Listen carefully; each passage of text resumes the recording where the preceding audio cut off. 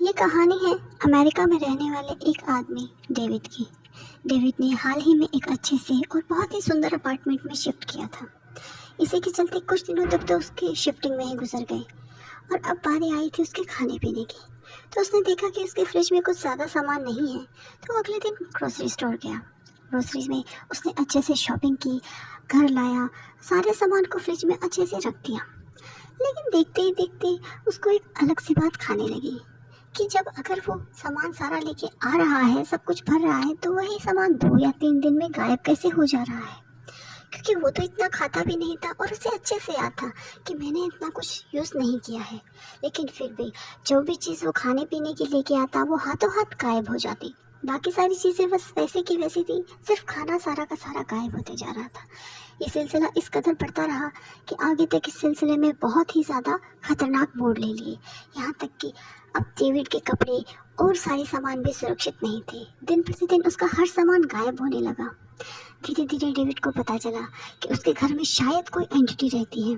उसने कई बार उस एंटिटी को अपने घर के बाहर से और घर के अंदर से देखा, लेकिन कभी उसकी सामना करने का हिम्मत नहीं जुटा पाया। ये आखिर कौन थी और क्या चाहती थी, ये बात भी डेविड को अभी तक नहीं पता थी। एक रोज़ डेविड ने यह डिसाइड किया कि मैं उसका पता लगा के रहूँगा। तो जैसे ही उसने देखा तो उसे पता चला कि कोई उसके फ्रिज के पीछे से निकल के आ रहा है और उसका सारा सामान फ्रिज में से लेके चला जा रहा है।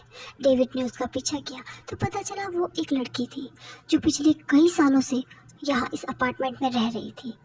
पिछले काफ़ी टाइम से ये अपार्टमेंट बंद होने के कारण वो लड़की बहुत ही ज़्यादा भूखी थी। जब डेविड ने ये देखा कि वो लड़की किस तरह से इस घर की दीवारों में हमेशा से रहती आ रही है, तो उसे उसके साथ थोड़ी सी सिंपैथी हुई। इसके चलते डेविड ने उसे अच्छे से बात की और खाना दिया। इतने सालों तक इस तरह रहने से उसकी मानसिक स्थिति खराब हो चुकी थी। इस वजह से वो लड़की उससे अच्छे से बात भी नहीं कर पा रही थी। लेकिन इसको ध्यान में रखते हुए डेविड ने उसी टाइम डॉक्टर्स एंड पुलिस को बुलाया और उस लड़की को डॉक्टर्स के हवाले किया, जहाँ उसका इलाज किया गया।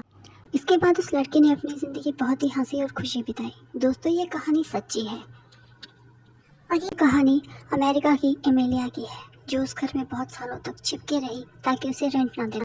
अगर आपको इस तरीके की कहानियाँ पसंद हैं तो हमारे चैनल को सब्सक्राइब कीजिए। Bye bye.